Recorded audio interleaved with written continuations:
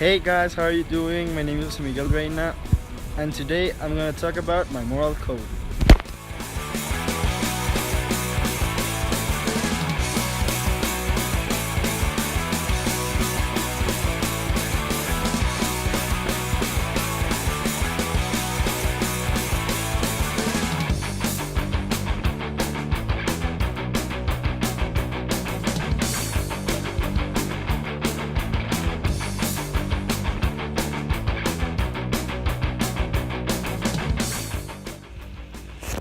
Ahead in the video, we're gonna talk about two moral views. The first one is called Deontology, that was created by a guy called Immanuel Kant. And the second one is called Utilitarianism, that was created by a philosopher called Jeremy Bentham. At Miss Heather's class, we saw mainly two ethic theories. We saw deontology and utilitarian theories, which deontology states what if something is wrong, it is always gonna be wrong. For example, lying is always gonna be wrong. There is no excuse for lying, regardless of you were trying to save a person, you were trying not to hurt somebody. It is always gonna be wrong. And the second utilitarian view states that if it benefits a greater group of people or greater set of individuals, it doesn't matter if you hurt somebody, if you did something that is morally incorrect. It is gonna be correct and it is gonna have the same satisfaction because it was made and it benefited a lot of people. I personally think that the end justifies the mean, so that means I am completely utilitarian. But I think there are some things that could be avoided and that you don't always have to act morally incorrect to achieve something. I think there are only two moral absolutes in this world, which are raping and slavery. There is no possible reason or justification a person should do this, and by doing this you're completely devaluing a person as a human being and violating all of their human rights. Not in cases like killing someone, stealing, lying, that there is a possible explanation, but with these two, not at all.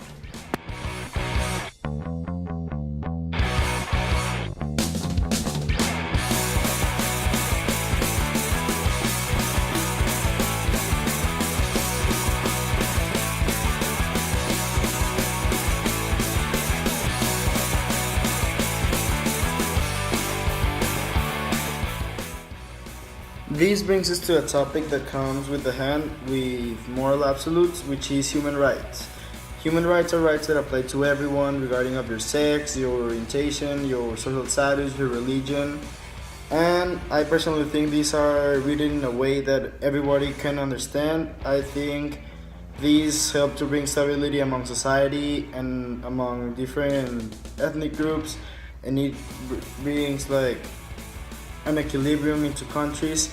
Sadly, these aren't followed correctly by all countries, but at least they are trying to help and prevent a lot of things that could happen if it wasn't because of that.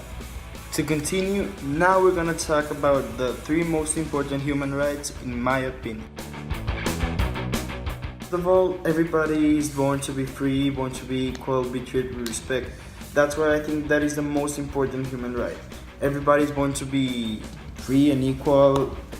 Their opinion needs to be respected and treated the same way regarding of their race, gender, etc. That's why that is number one. Number two would be that everybody has access to healthcare, that it is affordable or even free.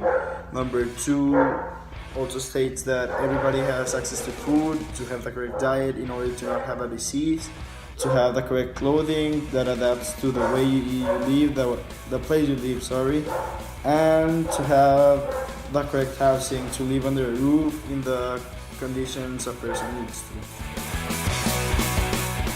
Three would be that everybody has access to education until primary school, at least. If everybody has access to education, at least primary school, our society would grow up to be a more intellectual generation and know how to deal with consequences, have more values, and create things in the future that will benefit us all, not only the ones that are learned. My personal responsibilities in regards of these human rights would be, of course, to follow them correctly. But I think we could report cases like for the first human right I explained. If I know of a person that those rights are being violated, that there is a case of inequality, I could report the case personally to the government, to the associations, to sindicatos. I don't know the name in English. Sorry, Miss Heather. And well, hope that there is a response made by someone with more power than myself. For the second right I mentioned, I think I could support organizations that help with the health, with housing, with food, with clothes to people that don't have those or that are less fortunate than us. Like in Global Issues Network at CAT, we try to support people that are less fortunate to us, that don't have the same opportunities, that don't have the same amount of clothes, the best housing as us. And for number three would be to teach, like if also in a Global Issues Network, some programs of other kids and myself are to go to schools with less resources, teach them whatever, whether it is like sports, like English, dancing. That is a Global Issues Network and project that could be easily done by someone our age and that could be easily handled, and but at the same time we are fulfilling our moral responsibilities by doing that.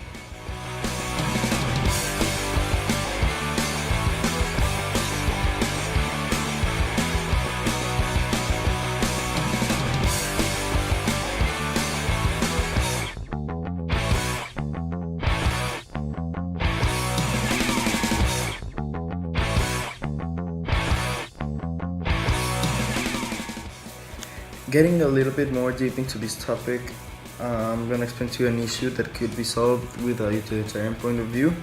And this issue is the excessive use of disposables and single-use plastic items. And this is a really big issue because this contaminates the environment in a physical, molecular, even visual way. And this affects the human body because when these are being used, the body is exposed to the particles and the toxins the plastic brings out. And the problem is that a lot of these can be recycled, and well, if you think about it, they aren't even necessary. I really think that disposables are very unnecessary because you can take your container whenever you go and order your food to go. You can take your water bottle and fill it up whenever you can. You can take your coffee cup and it will be warm for like 6 hours. Whenever you go for ice cream, you can take your cup and your spoon. And if you wish to use a straw, I personally don't use straws because I don't think they are necessary at all. You can use a spoon with a Starbucks, with a frappuccino. But if you like to use straws, you can use a metal straw and it will last forever and use it as many times as you wish. By using these alternatives, everybody would be benefited, which applies to the utilitarian point of view over this issue. You would personally be benefited because your body would not get all the toxins and all the chemicals that single-use plastic brings to your body. And also the environment and other humans would also be benefited because there will be less waste created. The environment wouldn't have as much waste in the streets or that ends up in the ocean, sadly. And at the same time, you would be promoting to have a greener life and to have less waste around. Also consider that if you are using all the alternatives that I presented to you, you are not gonna waste more money on those disposables. Like if you buy a cup, a container, you only have to buy it once. Maybe it's a little bit more expensive, but in the long run, it will be a lot cheaper than keep on buying and buying and buying disposables. I started having this point of view regarding on this issue mostly because the way I was raised. At home, my mom has a compost. We separate all our waste. We try to buy things that create the less waste possible. We try to buy in bulk if we can, and all of these things come around and turn me into that perspective that we don't have to use those disposables, all those single-use plastic materials, because they are necessary and we don't need them. Like, I presented you all the alternatives and that we use at home, and like, we live a normal life.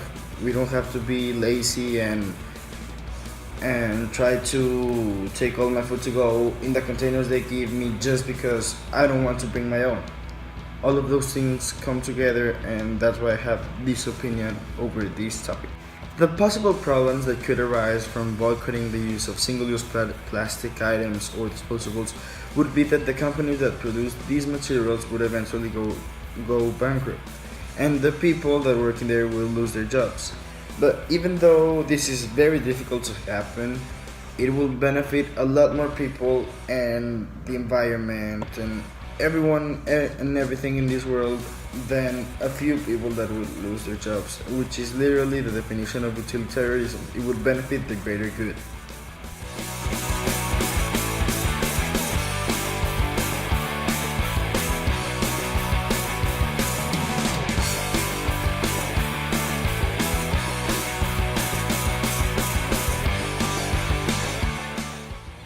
Well guys, this is the end of the video. I hope that you enjoyed my point of view on human rights, my moral code, the issue with the correct explanation.